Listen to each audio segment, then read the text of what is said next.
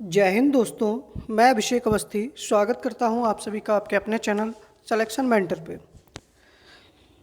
देखिएगा, जैसा कि आप सभी लोगों को पता है कि वैकेंसी बहुत जल्द आने वाली है, तो आप सभी लोग जो है जी जान से तैयारी में लग जाइएगा पूरी मेहनत के साथ में। देखिएगा, अभी हिंदी की क्लासेस नहीं आ रही हैं। आगे से अगर आप लोग कहेंगे, थोड़ा सा अगर आप लोग चैनल वगैरह को शेयर करेंगे, ठीक है, थोड़ी सी संख्या ज़्यादा होगी तो हिंदी की भी क्लास लाई जाएगी। लेकिन तब तक आप लोग जो है जो प्रीवियस हिंदी की क्लासेस पढ़ी हैं, आप लोग एक बार उनको ज़रूर देखिएगा। बहुत सारी चीज़ें आप लोगों को उनसे क्लियर हो जाएंगी, ठीक है। तो सबसे पहले तो आप लोग वीडियो को शेयर कर दीजिएगा, एक बार सभी लोग पहले जाकर शेयर करिएगा। उसके बाद हम लोग जो है वो क्लास को शुरू करते हैं। देखिएगा, सफलता हमेशा असफलता के स्तंभ पर खड़ी होती है, इसलिए किसी को असफलता से घबराना नहीं चाहिए। देखिएगा, असफलताओं से हमको सीख लेनी चाहिए कि कहाँ पर कमी रह गई है, और उस कमी को पूरा करके अपनी अगली तैयारी में लग जाना चाहिए। ना कि उसके अरे ये ऐसा हो गया वैसा हो गया, सब छोड़ो और बस तुरंत अपनी दूसरी तैयारी पर लग जाइएगा, ठीक है। चलिए, अगर आप सभी लोग तैयार हैं तो फिर क्लास जो है उसको शुरू किया जाए। चलिए, पहला प्रश्न है हमारा कि स्वामी दयानंद सरस्वती का जन्म किस राज्य में हुआ था, बताइएगा। स्वामी दयानंद सरस्वती, इनका जन्म किस राज्य में हुआ था, इनके बचपन का नाम क्या था, ये भी बताइएगा आप लोग, ठीक है। इनके पिता का क्या नाम, इनके गुरु का क्या नाम था, ठीक है। इन्होंने एक नारा दिया था, तो सही आंसर हो जाएगा बेटा गुजरात। क्या हो जाएगा? स्वामी दयानंद सरस्वती का गुजरात के टंकारा में जन्म हुआ था, ठीक है। और जन्म कब हुआ था?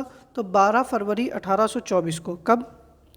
12 फरवरी 1824 को, ठीक है, इनका जन्म हुआ था, याद रखिएगा आप लोग। इनके बचपन का नाम क्या था बेटा? तो मूल शंकर था। क्या नाम था? मूल शंकर था। इनके जो गुरु थे उनका नाम था स्वामी बिरजानंद।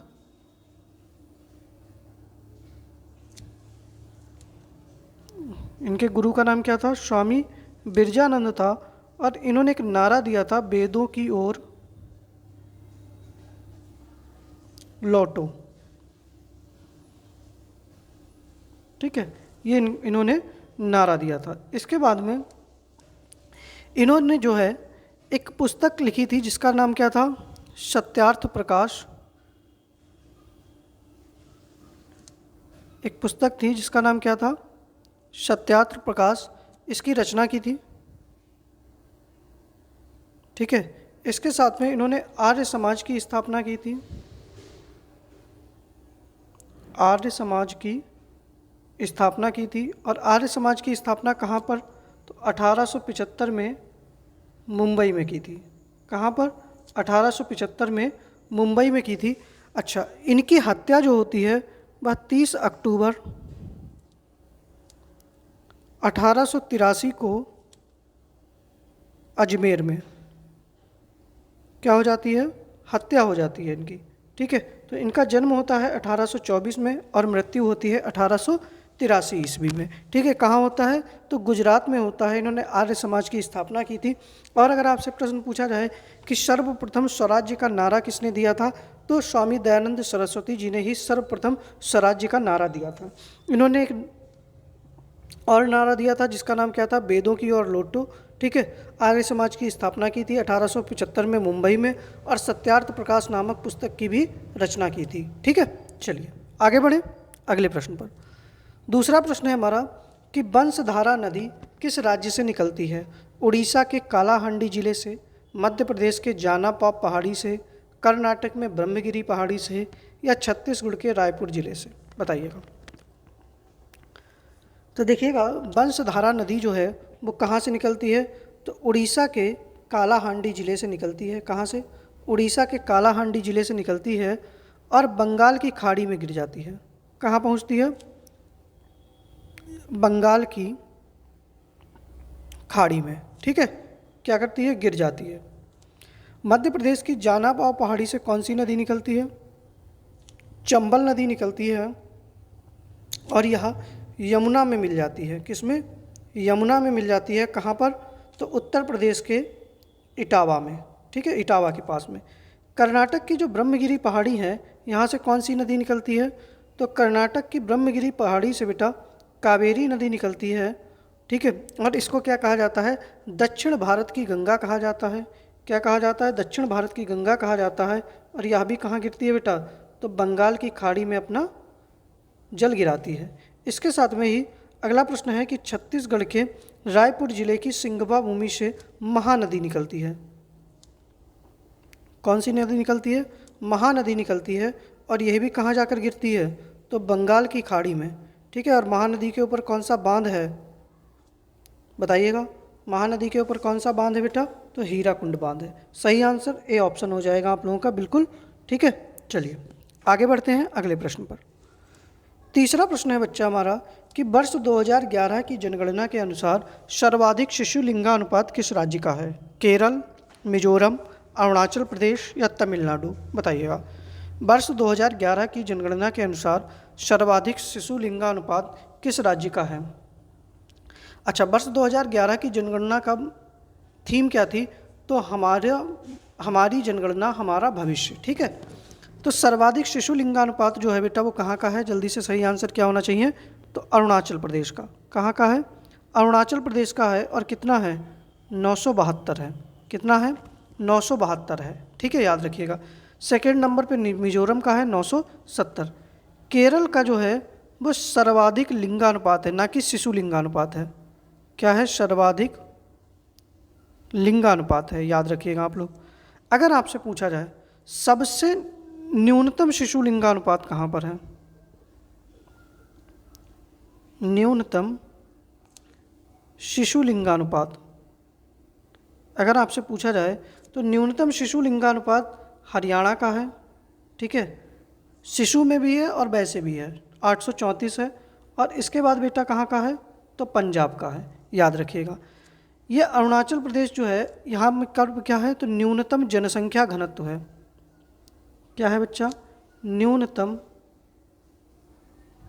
जनसंख्या घनत्व कितना है? 17, मतलब 1 वर्ग किलोमीटर में 17 लोग निवास करते हैं। सर्वाधिक साक्षरता दर कहाँ है?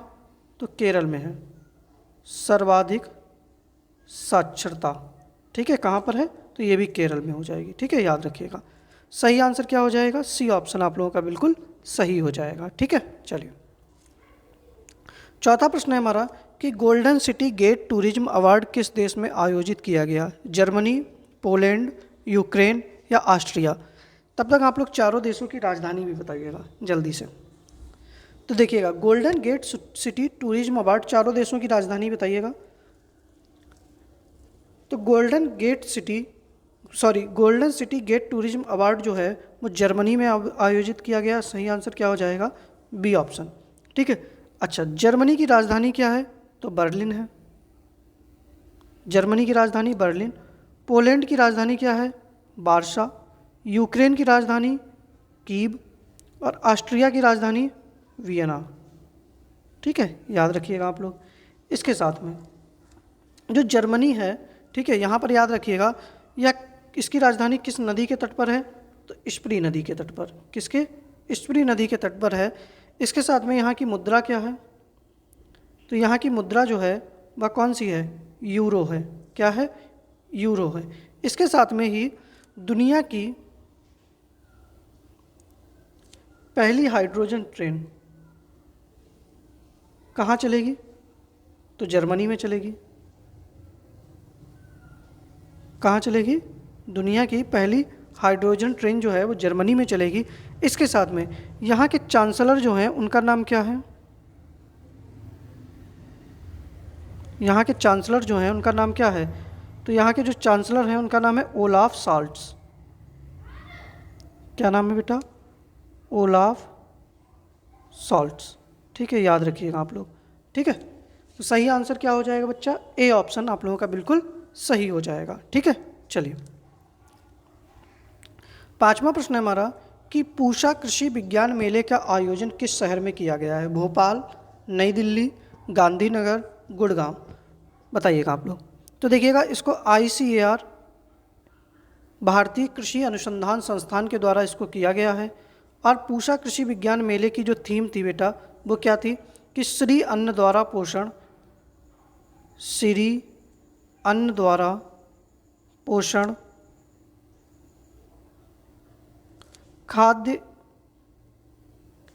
एवं पर्यावरण सुरक्षा, खाद्य एवं पर्यावरण सुरक्षा। ठीक है, और ये कहाँ पर आयोजित हुआ है बेटा? तो नई दिल्ली में आयोजित हुआ है। कहाँ? नई दिल्ली में आयोजित किया गया है। इसके साथ में ही देखिएगा, नई दिल्ली में भारत ड्रोन महोत्सव का हुआ, भारत ड्रोन महोत्सव। ठीक है, इसके साथ में ही यहाँ पर जैव ऊर्जा शिखर सम्मेलन क्या हुआ है? जैव ऊर्जा शिखर सम्मेलन। इसके साथ में यहीं पर पहला वैश्विक बौद्ध शिखर सम्मेलन भारत में ही हुआ, नई दिल्ली में। ठीक है, पहला वैश्विक बौद्ध शिखर सम्मेलन। इसके साथ में ही यहाँ पर भारत पशु स्वास्थ्य शिखर सम्मेलन भी हुआ था। ठीक है, विश्व का सबसे बड़ा शेयर बाजार शिक्षा सम्मेलन भी यहीं पर हुआ था। तो ये सारे आप लोग याद रखिएगा। सही आंसर क्या हो जाएगा? बी ऑप्शन आप लोगों का बिल्कुल सही हो जाएगा।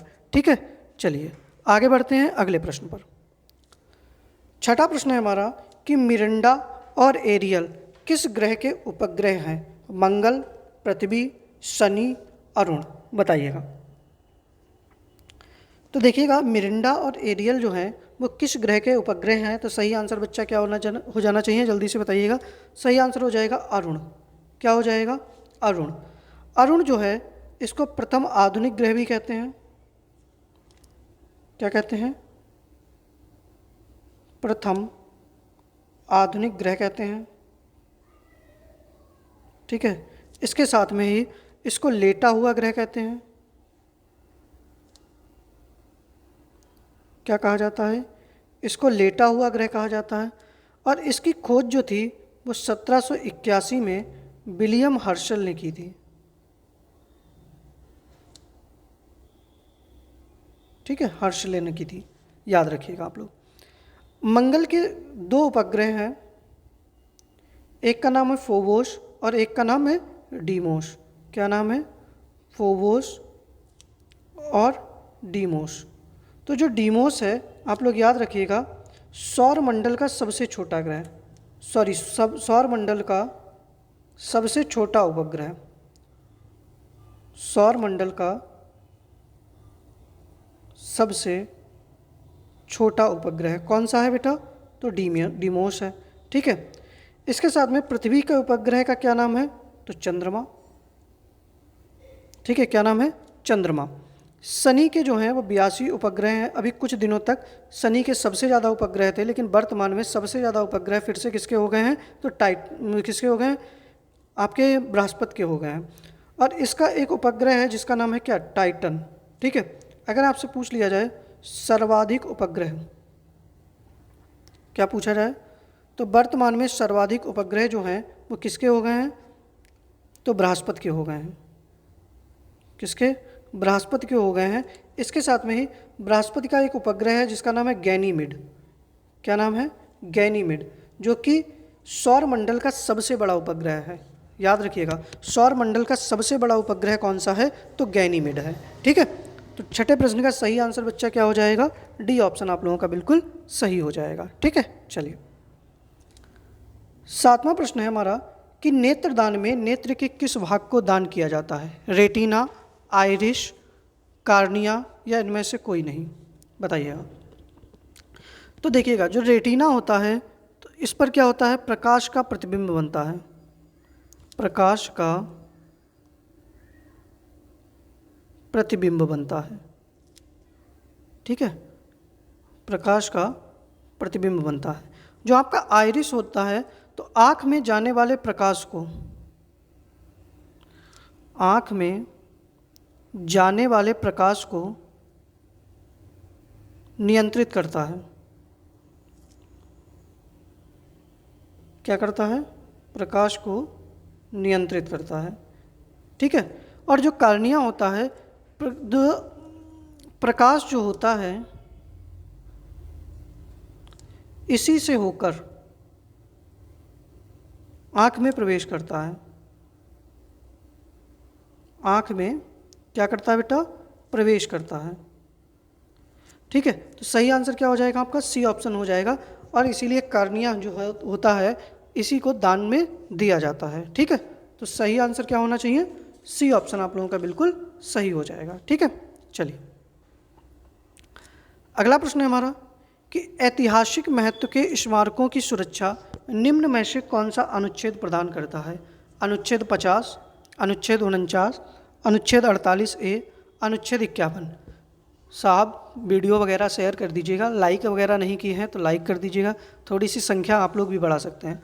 देखिएगा, अगर आप लोगों ने संख्या बढ़ाई, थोड़ा सा अच्छे से शेयर किया, व्हाट्सएप वगैरह स्टेटस लगाए, तो आप लोगों के लिए हिंदी की भी क्लास आप लोगों के लिए फिर मैं शुरू करने की कोशिश करूँगा। ठीक है, तो ऐतिहासिक महत्व के जो स्मारकों की सुरक्षा होती है वो किससे प्रदान की जाती है? तो अनुच्छेद 49 से। किससे? अनुच्छेद 49 से। अनुच्छेद 50 में बेटा क्या है? तो कार्यपालिका का न्यायपालिका से पृथक्करण। कार्यपालिका का न्यायपालिका से पृथक्करण। अनुच्छेद 48A में क्या है? तो पर्यावरण की रक्षा। क्या है बेटा? पर्यावरण की रक्षा एवं वन्य जीवों की रक्षा।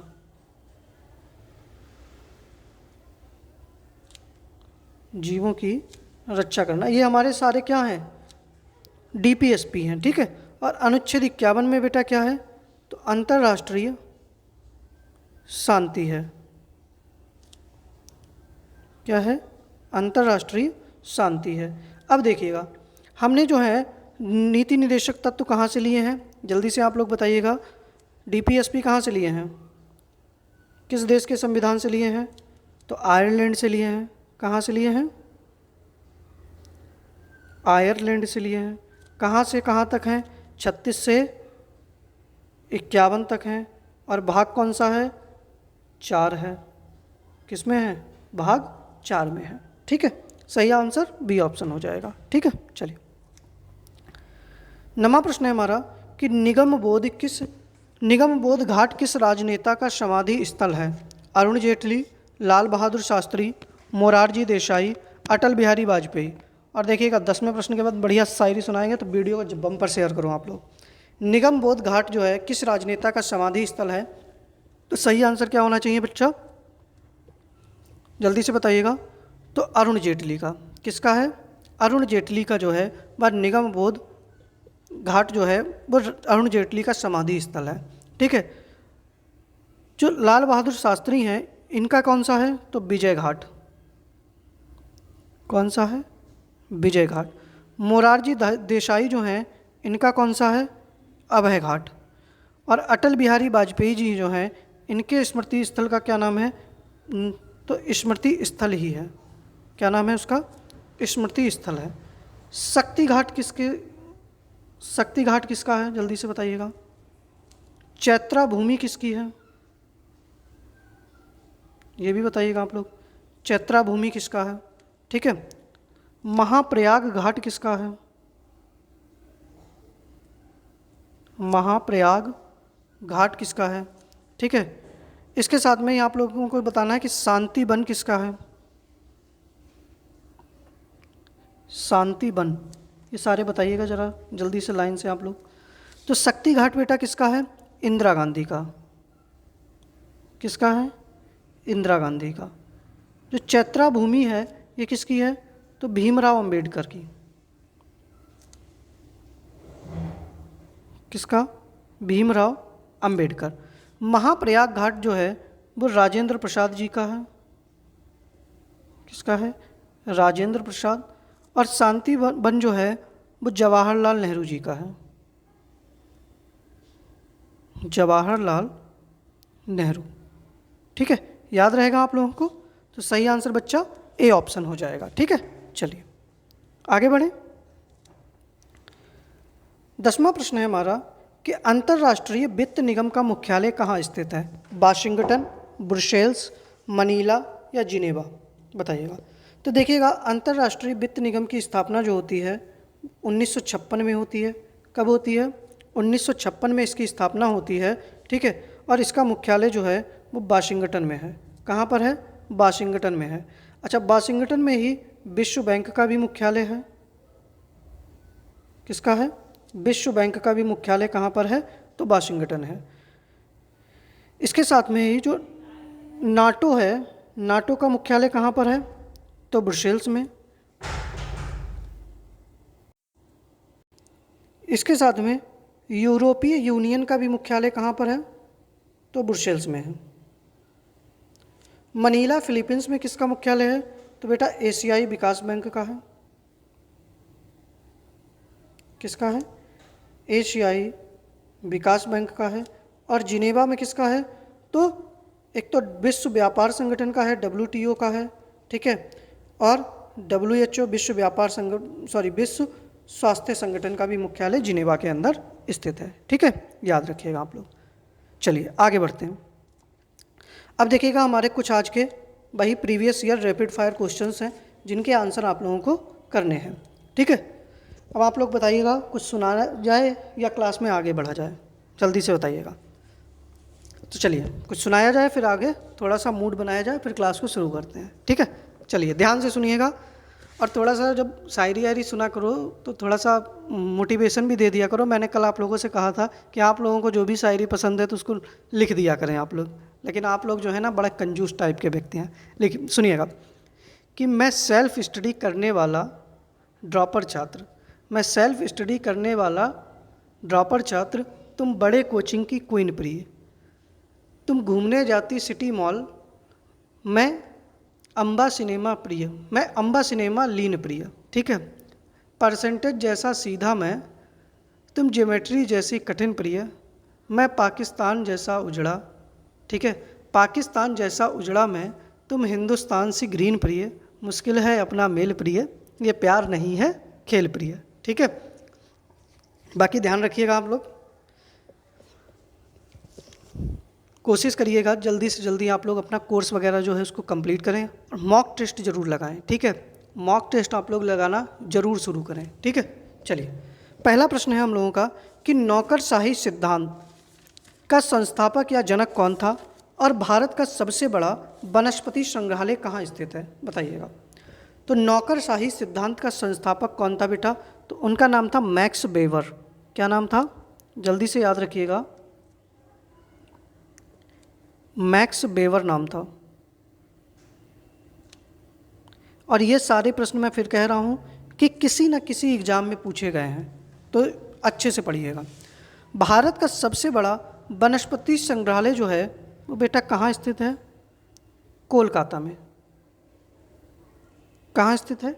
कोलकाता के अंदर स्थित है, ठीक है। चलिए अगला प्रश्न है हमारा कि कौन सी झील एक गड्ढे से बनी है जिसका निर्माण उल्का पिंड गिरने से हुआ है?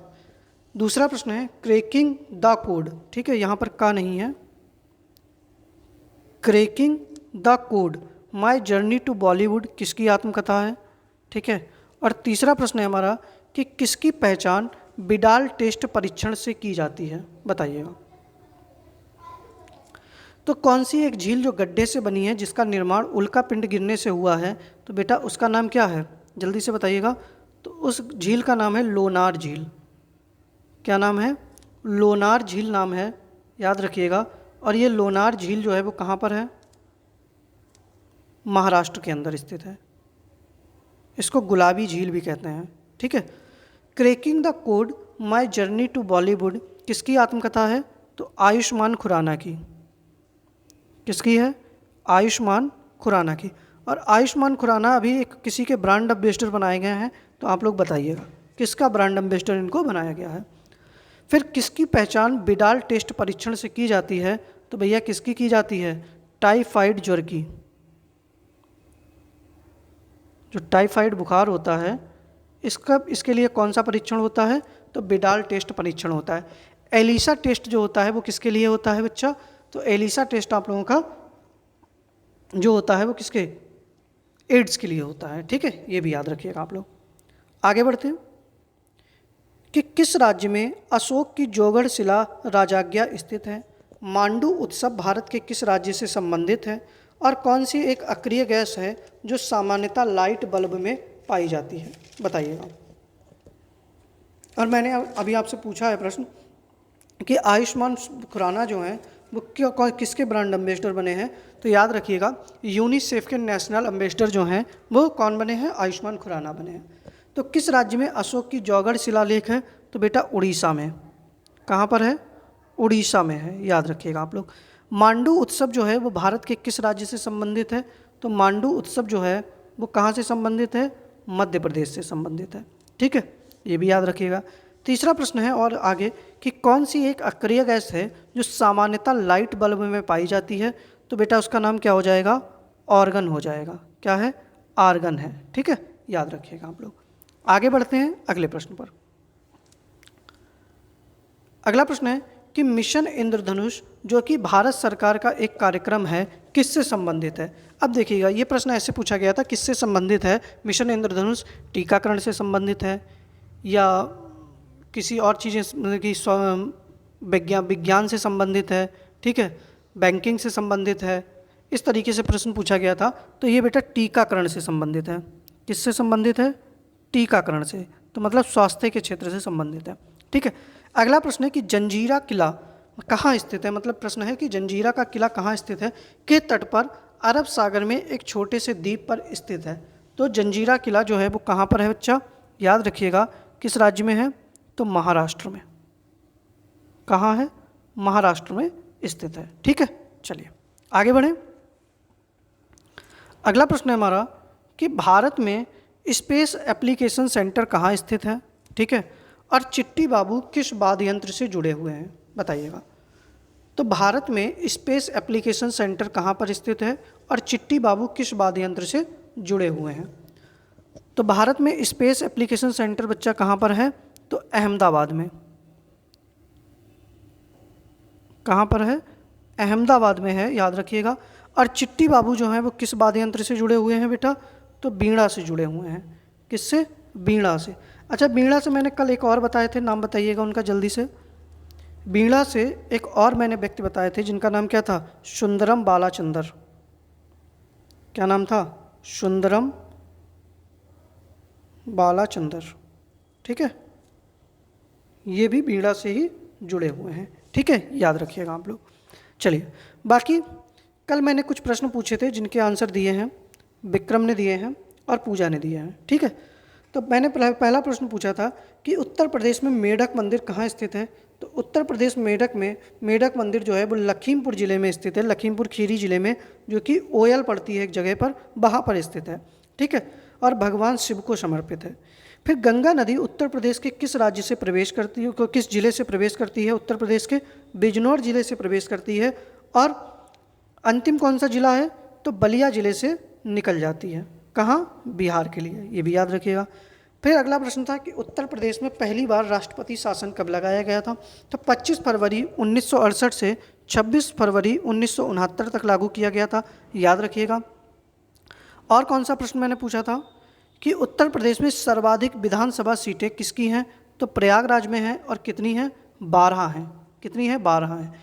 एक प्रश्न मैंने और पूछा था कि भारतीय प्रतिस्पर्धा आयोग की पहली महिला चेयरमैन कौन बनी है? तो रवनीत कौर बनी है। कौन बनी है? रवनीत कौर बनी है। एक प्रश्न मैंने और पूछा था कि द्वितीय पंचवर्षीय योजना किस मॉडल पर आधारित थी? तो पीसी महालनोबिस मॉडल पर। किस पर? पीसी महालनोबिस मॉडल पर। ठीक है, पीसी महालनोबिस मॉडल पर आधारित है।